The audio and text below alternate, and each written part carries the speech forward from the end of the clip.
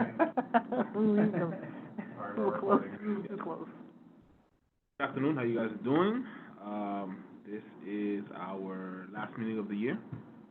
And what I wanted to do in particular of this meeting is I wanted to kind of map out our direction in 2024, in particular Q1 and Q2.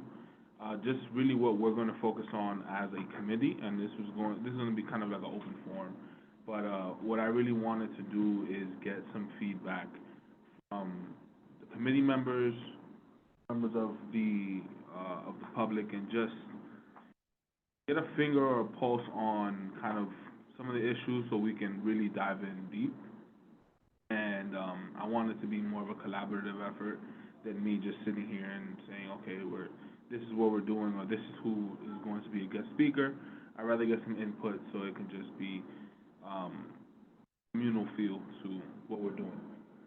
So I'll start with the roll call, and then we'll go through the agenda. The guest speaker is something that needs to be amended.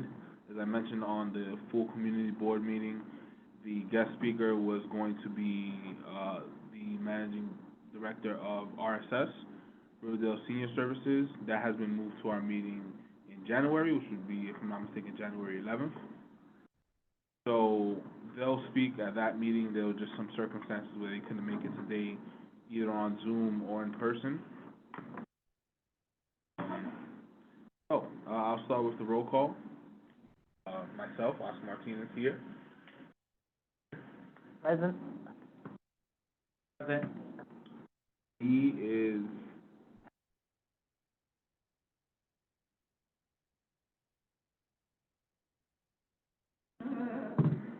Barbara. Here. Yeah. And Georgia. Yeah. They announced they're participating due to extraordinary circumstances. He's one of them. You have to announce that. So, Georgia will not be attending due to extraordinary circumstances, has been noted, and I don't believe we received any correspondence from Lee, so that's just marked as absent. I'll double check, but... No, she said she wasn't coming. So, the next thing on the agenda is the approval of the committee minutes, October 12th and November 9th. You guys have all seen it. So the October 12th one, for some reason, hasn't gone through. I submitted it probably a week ago, and Pablo told me when I walked in that it hasn't been submitted. You guys will see that today, so we're just voting on approving the November minutes. So, January. Yeah. I make a motion to... Minutes? Gravel. There you go.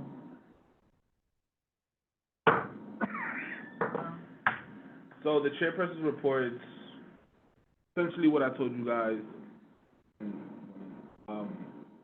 when I opened up.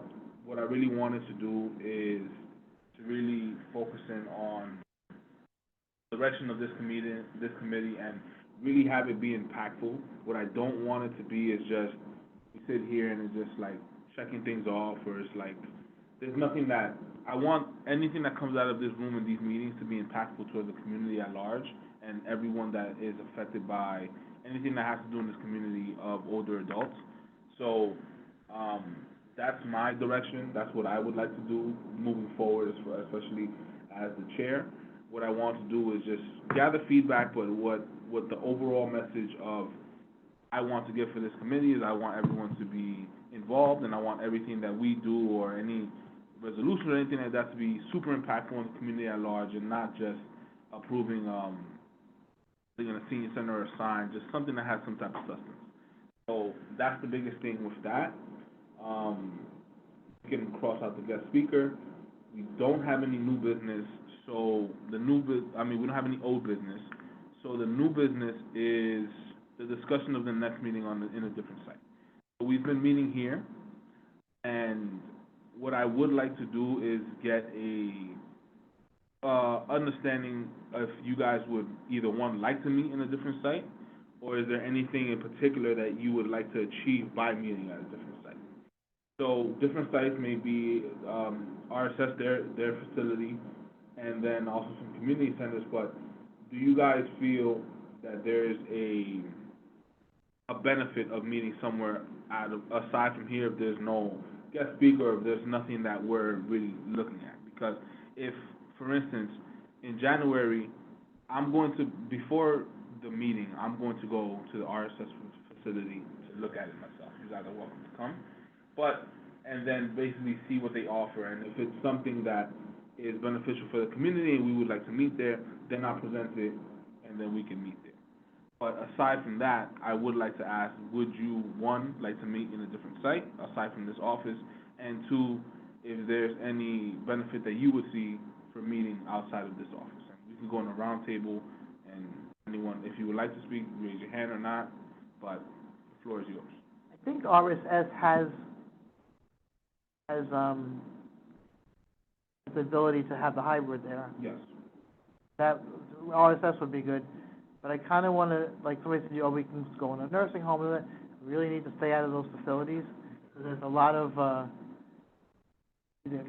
COVID or respiratory viruses and stuff like that, so we don't want to infect our crew here.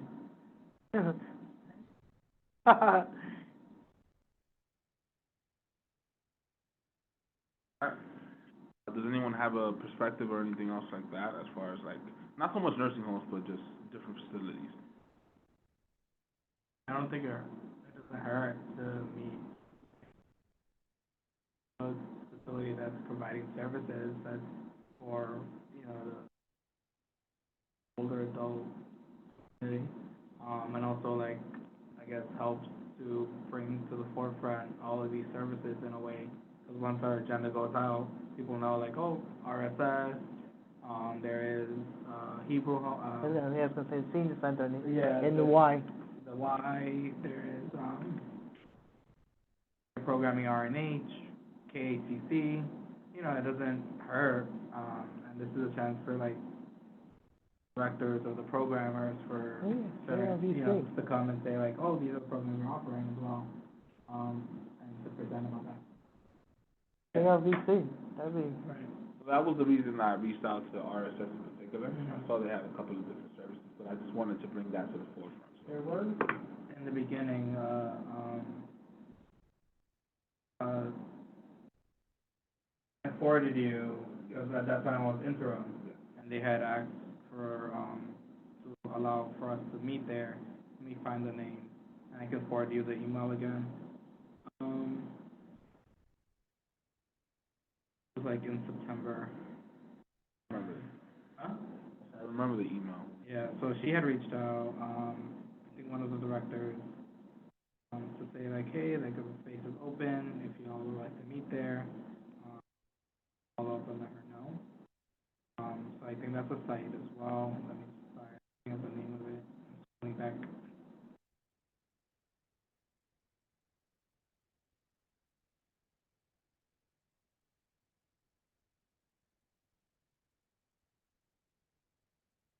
So I don't think it hurts. And then I did mention at last committee meeting, I think we should do like a walkthrough, if possible, of the W assisted living facility, because I had attended the education committee meeting, because there was a school proposed in the old Van Cortlandt Park motel, and personally I don't think the site is suitable for a school, because during the day,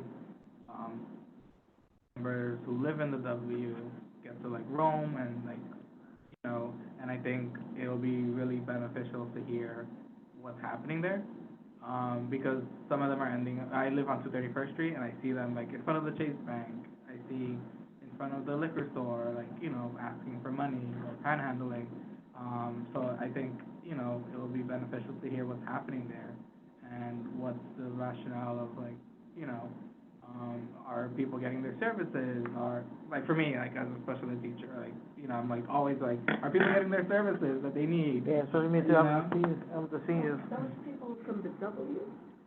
I thought that was a nursing home. Yeah, but like they left, so I've gone It's more of jogging. an assisted living there. Yeah, I've gone. Or assisted living. It's assisted living there. Assisted living.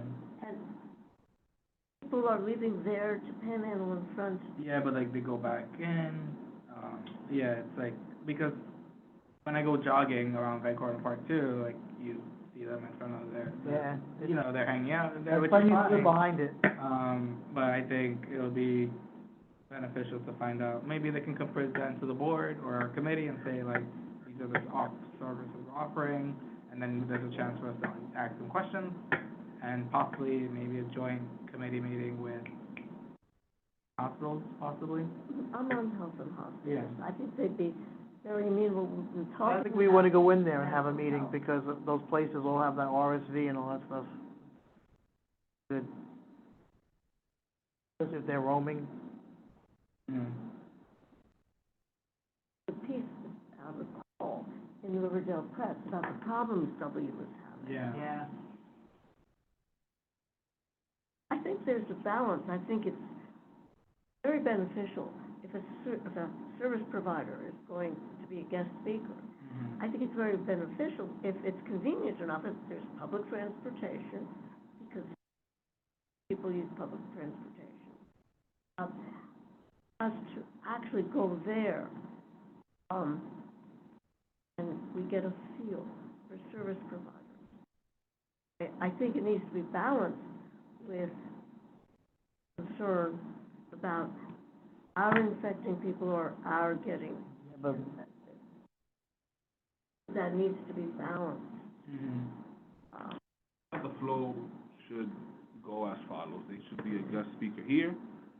And kind of come to us, see what they offer. If that works out, then the next level would be us visiting them or having a meeting there, if it's feasible, and then bring it up to a larger level. But I always feel like any kind of guest speaker or services should definitely either be a part of our meetings or be a guest speaker first, just because it just, we have to bring them to our realm before getting uncomfortable, and I'd rather kind of like just vet it first and then go into that. The thing was Methodist Home. Yes. oh, that's She had, Maria Perez had offered. good place. The Methodist home.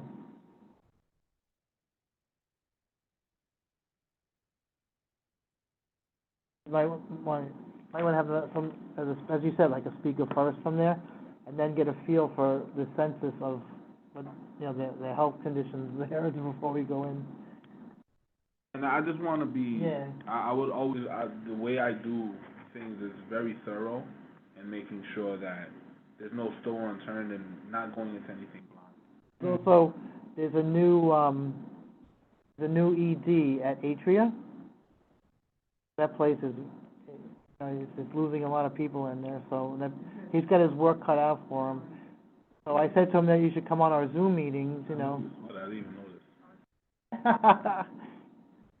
Yes, I sent him the calendar with the Zoom thing on there. I said you might want to join us, you know, and come on, let them know you're the new ED or whatever. They have their internal problems I don't want to put on. Be right for me to put there. Okay, makes sense.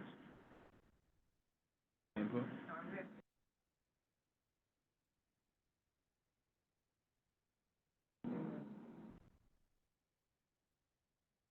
So, the next phase of this discussion is, like what role can we play within the community and kind of be that liaison and just kind of that for the older adults in the community. What I am ignorant towards are the actual issues and things that are concerning our old adults in the community, for obvious reasons. But I would like to open the floor to everyone here and the people on Zoom that aren't actually on Zoom. If you guys can share what you would like to kind of focus in on 2024 and what you would like this committee to really morph into from a actionable standpoint. So if anyone wants to start and just kind of give me your perspective or your opinion as far as what's really a pressing issue and what is something that we need to kind of zoom in on and kind of speak for our community and kind of do for our community, I would be glad to help. You know, it'll be nice to do, you know, besides our meeting, a lot of seniors do not know. If you don't know about SCREE and DREE, you'll never know. Like I tell, I mean, because I'm up there, SCREE and DREE. SCREE is you freeze your rent, and you have to be, your total income has to be 50,000 or less, which I'm trying to talk to Eric too. So we need to raise that. We need to raise, yeah. We need to raise the that income level, because the way rents are right now, by the time you get to 60, it's 62 to get SCREE, to freeze your rent, and in a rent stabilized building. But the way, until you get up to 62 nowadays, your rent is gonna be, you won't be able to afford anything at $50,000. So that needs, like, a resolution maybe, well, that could be a resolution, like we did the 1099, to raise that $50,000 marker higher, because nobody will be able to live in their apartments anymore and freeze their rent, because the rents are so astronomical by the time you hit 62. I mean, I'm 64 and I'm like teetering, you know, I'm trying to keep everything down so that that's a serious issue. But a lot of seniors and a lot of people don't know they can freeze their rent, or disability, if they're on disability, and that, you know, like even they're before 62 and they get near that marker, they can, on disability, and they're on disability, they can freeze the rent as well, you know, and that's called DREE. That's like really important stuff, you know? Or we could I love that, right? or we could, like, say, you know, when they have street fairs, some of us can get out there during those street fairs and take some of that senior info, because we can get, the city will mail us things about DREE, about SCREE, any programs for seniors, like to sign up for, the adult fair, to go on, senior fair, to get on the bus and whatnot. If we took a table, you know, we tabled out there for the seniors as an aging committee, Community Board 8, any event that's in the neighborhood, or like they have a farmer's market every Sunday at the synagogue on 246th Street in Independence. Riverdale Temple. Thank you. I'm like, okay, CSAIR maybe. hmm? So if there's any events, we could table there and get the word out for seniors, you know. That's very important. They live long enough to get there, you know. You want them to get all the information they need for it. I think that's brilliant. And we can add to that, when they come, we can take the opportunity to ask them about other problems they're seeing. What would you like to see for the community? You know, what would you like for yourself? You know, what are you concerned about that you think the neighborhood, our Community Board 8 should have for our seniors, you know? We're supposed to be a conduit. Yeah. Right. Like, to go back on, like, the advocacy of changing the gross income, Mhm. right? It is pretty gross. One of our council members is the chair of the housing committee. Right, exactly. So Fiorina Sanchez is the chair of housing, so maybe like we can invite her at one of our committee meetings and like just voice that before we draft the resolution, and just to make sure she's, you know, to bring her attention. And I can help set that up if you would like. I know all her staff members. Oh, really? Yeah, we've gone to college together. We've had like, yeah, I have like close relationship with all our staff members. We could coordinate it, Yeah. Yeah. see what fits with them. I think that's. That's like really important. It's scary out there, you know, with, groceries and everything going up. And I think that, and there are some programs with seniors also, they can get food, they can get SNAP too, you know, Oh, yeah. to subsidize. Absolutely. You know what? TT too. Yeah, and they, TT. right, we can get somebody to come on and talk about that, you know? Because, you know, between the frozen marker, you know, of what income and food, it's unrealistic. So you you gotta give somewhere, so they need to know where they can get, you know, SNAP benefits, any, you know, over the OTC, you know, if they need Medicaid to go with their Medicare. A lot of people don't know that they can add, you know, a Medicaid Advantage if their income is that low, you know, and get the and that comes with OTC and all that other stuff.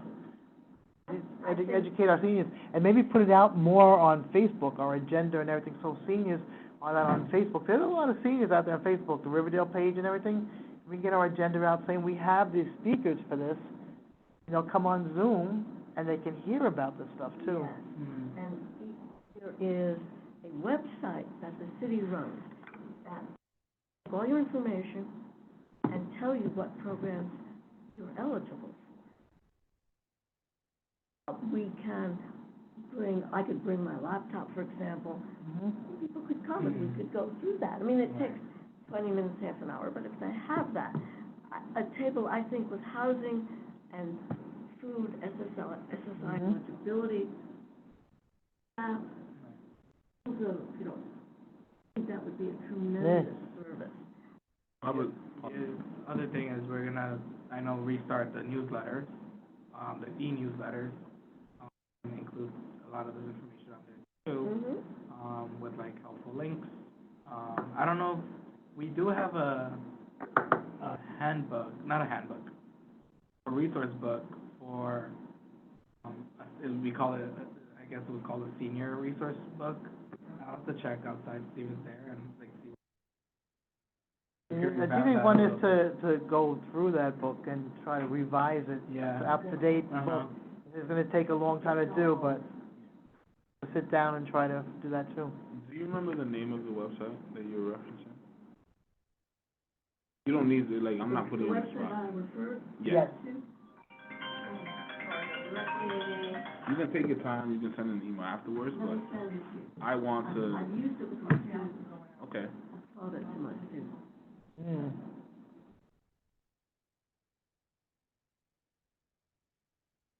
Don't know about it. It is really a remarkable website. It comes up with stuff you have no idea exists. I think that's one of the biggest things, like Mary said, like, people just don't know. And informing them in every kind of way possible. And then there's certain things, like, I also want to do is,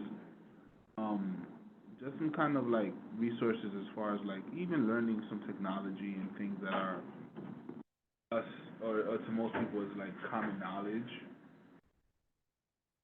Bringing them along, because honestly, all you need to, like, my mother is 78, and I taught her how to text 2 weeks ago.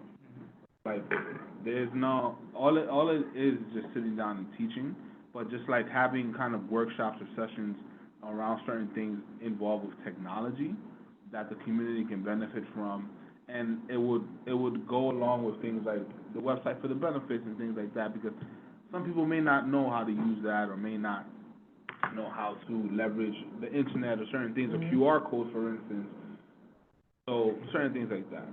There's also another website, I have to give it to you. I learned it on the Community Board 8.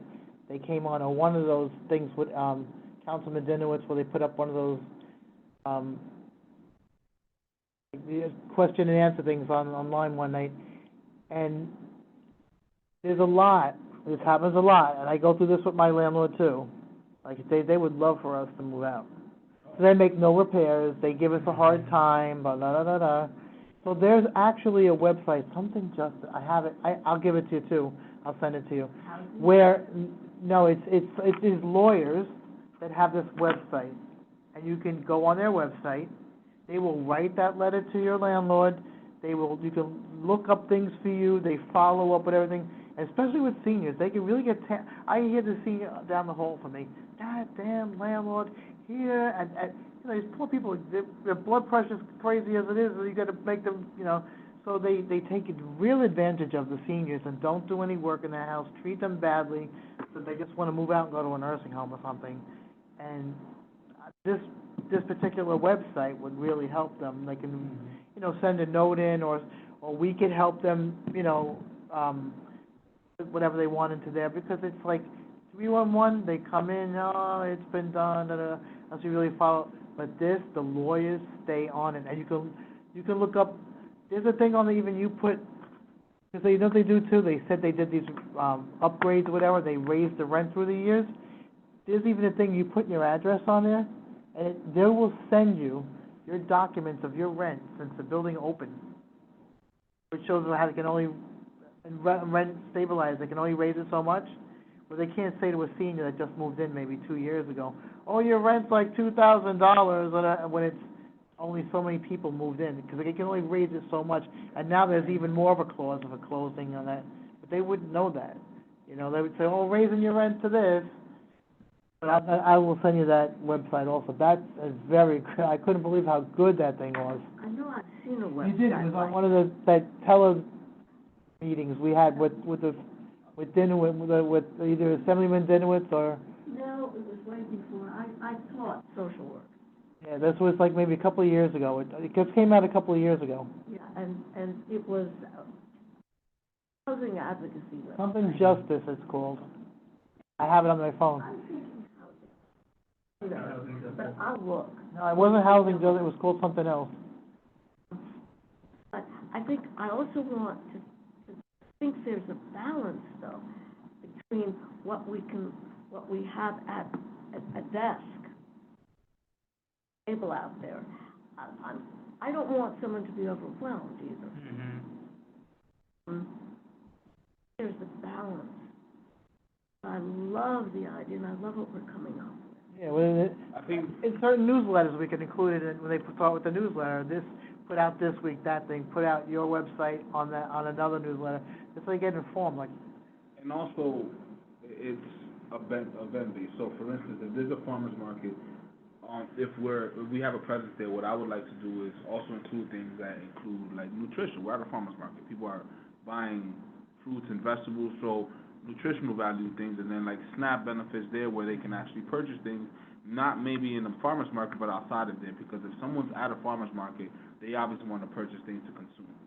So just the balance that you spoke of, it's event-based and kind of what we're doing, and like Mary said, with the newsletter, you know what's coming, so it's like, okay, there's a farmer's market, or there's this particular event on Broadway, and we're going to have a presence here, and this is what you can expect, and that'll kind of tee everything up. So it would be premeditated, and we would be prepared for it, so it's not overwhelming where it's like there's 10,000 stacks of pamphlets and different things Mhm. there. We can even target it. If it's a farmer's market, we can target it to SNAP, and we can specifically get information on SNAP benefits. How to can get be them. used. They can be used at a farmer's market. People Mhm. don't think they can. a lot of them do but they accept it. can.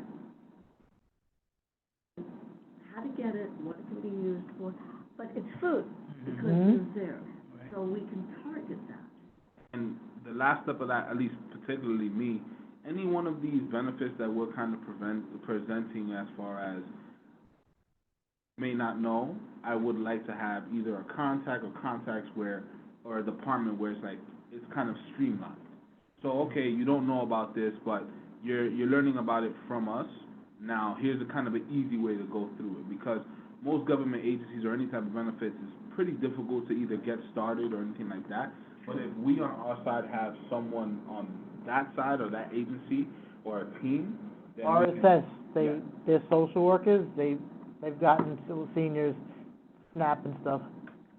I know a lot of people who got it, so they helped them get it. A friend of mine had gotten it, because he kind of, after, he kind of lost a lot of money, so she helped him get his benefits, like, health benefits, added, like, he got, like, on Advantage and stuff. She got him SNAP benefits, so those social workers are very on top of, yeah, they're really on top of getting those services, so they can actually help us. Like, when we have our meeting there or whatever, and invite the senior, how you get this and whatever, or we can maybe ask them to, come to one of those tablings or whatever. I think If they can, that's Yeah. a big part of what social workers do at senior citizen centers. Part of their job. I think Riverdale Senior Citizen senior service centers. We could direct them to go there at the farmer's market. We could. I think they also offer classes in technology.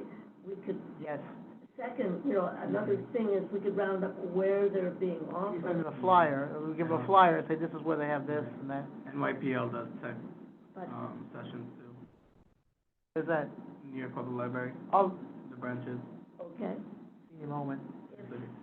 So the goal would be, like I said this from the start, is to consolidate all of the kind of events and things that are going on for seniors into calendar, but the newsletter, where it's like, this month, this is what you can expect of this week, and drill down. So we consolidate it and we kind of put it there for them, and okay, if you want to go ahead. And with that being said, partnering with these different organizations or these agencies where it's streamlined. So like, let's say RSS, those social workers, we have a partnership with them where they know, okay, if we're going to send you XYZ amount of people, then you should have someone assigned on a one-to-one basis based on the function of what we're trying to do.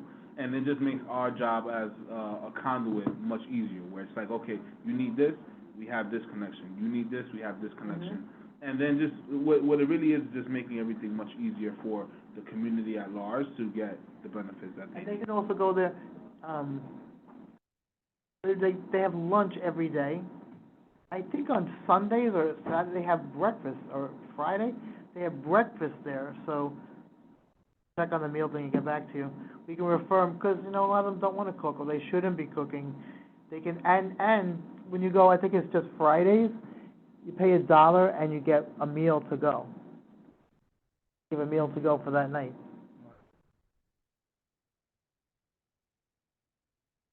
A walking information book, huh? Any ideas or anything that you think that would be beneficial?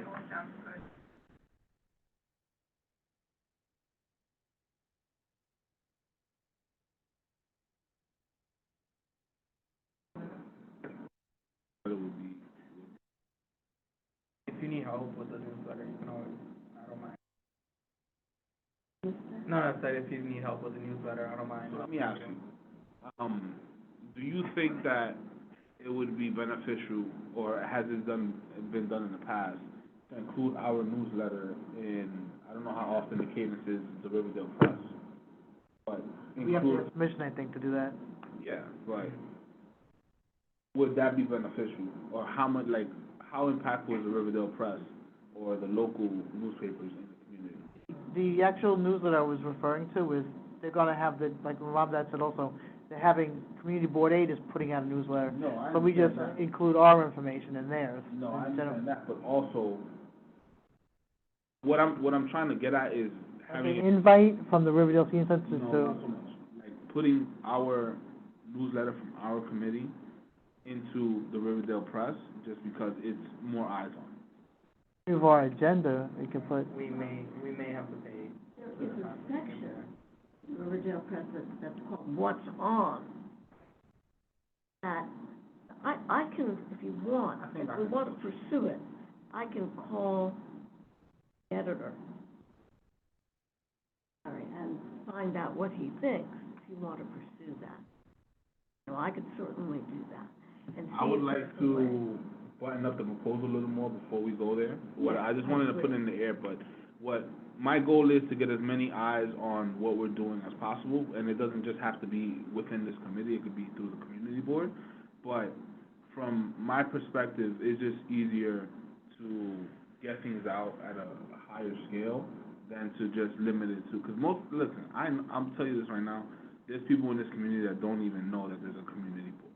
right, exactly. A lot of, So, it's just a matter of getting the word out that we're here and we're working for the community in more ways than one.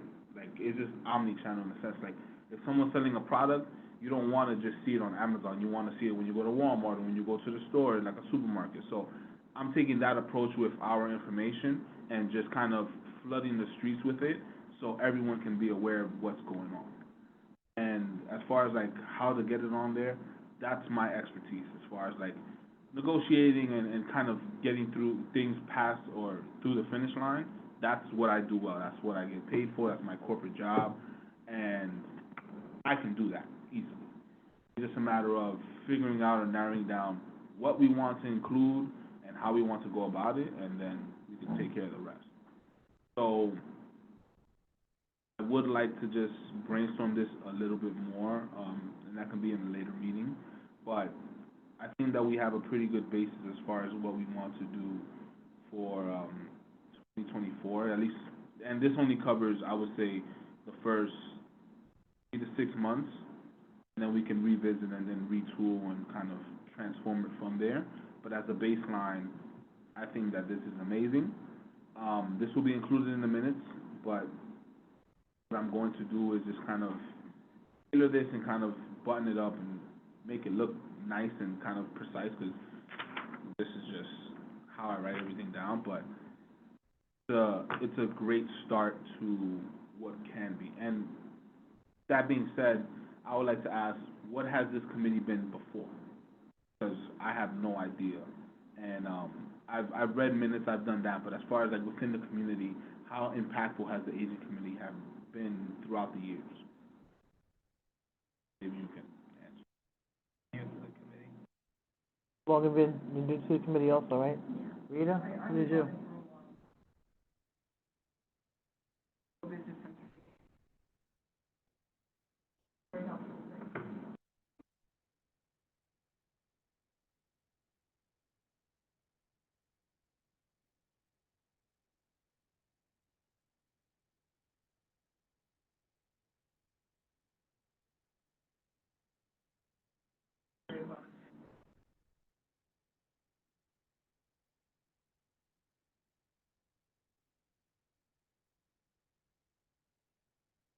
We could table there, when they have the event?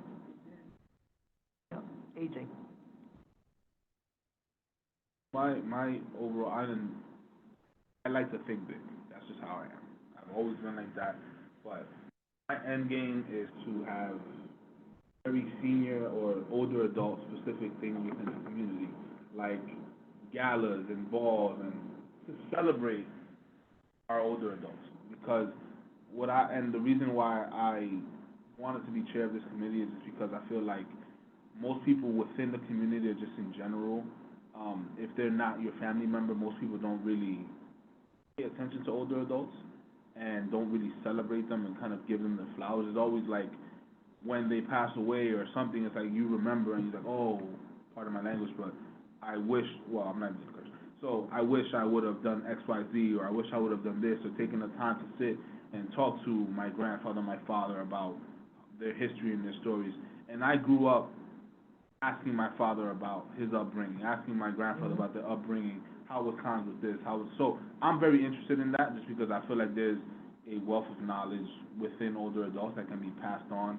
And I'm also making sure that I want to bridge the gap so the youth also appreciates and kind of knows what advantages there are to having relationships with older adults and not just brushing them off. And I want to start that from the teenage level, but that's another discussion. But what I really want to do as chair of this board is really bring a lot of attention to all older adults in the community and elevate them currently and for the rest of their lives, to make sure that they have the best time they possibly can. They have pain, they have everything going on, blood pressure, whatever it may be, but just kind of give them that release, or that something to look forward to on a weekly basis, on a daily basis, where it's like, at least we're making a difference as a committee, and we're really serving the community as we should. If I may, that's what I work in home care, and at the facility, I go to different facilities, but I always say, like, it's funny that you say the same thing I say about, it's so important. Even like, I feel like I get my best education sitting down with the seniors that are there and having one-on-one conversations, but a big thing I tell other people that I work with, you're walking by and you see one of the residents by themselves or whatever, stop, 2 seconds it takes you. Hi, how are you today? Even if you don't know, what's your name? I'm so-and-so. That's 5 seconds that you took to say hello and ask them their name and acknowledge that they're there. Yeah. Maybe somebody didn't acknowledge them for a year. You just made their day in that 5 minutes that you just said hello to. Because, that maybe they haven't been paid attention to. Or like, just even just sitting down and having conversation. I've learned amazing stuff from sitting down and talking. One of my residents lived in Germany before the war started, and he was in a manufacturing business with shirts. And then he used to tell me about the River Rhine. So me and my infamous wisdom, I get on my phone, I said, what's the name of that shirt factory you work with? Boom, there was a picture of it. Oh, I got so excited, that is where I work. I pulled up the River Rhine. I go, this is really cool, this river. I said, look, he goes, oh, that's so, you're bringing us such great memories and da-da-da. And, like, just little things like that is just so important. Then they'll tell you more about their life and things that they've done. And, like, nothing that we've ever seen, and just such great stuff that we learned and we could use, you know, and tell our grandchildren and whatever about. But that's, you know, it's amazing what we miss out on by not speaking to them. And you know what? Yes, they've lived through this time so much, you know, that they've done and they learned and went through. And you know what? Now they stop working. This is our time to, it's your time to be, you know, prince or princess time, you know, and treat them really good. And they can feel like, you know, you graduated, you hit that milestone. Now it's our turn to be good to them, make them feel good about being a senior and everything.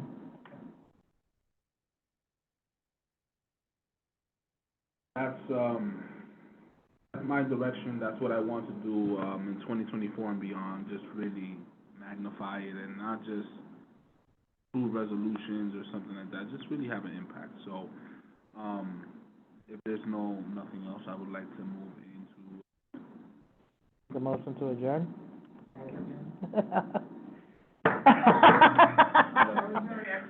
It's like the Three Stooges. Yeah, I love it. Hey, Mo, oh, we got to stop the recording.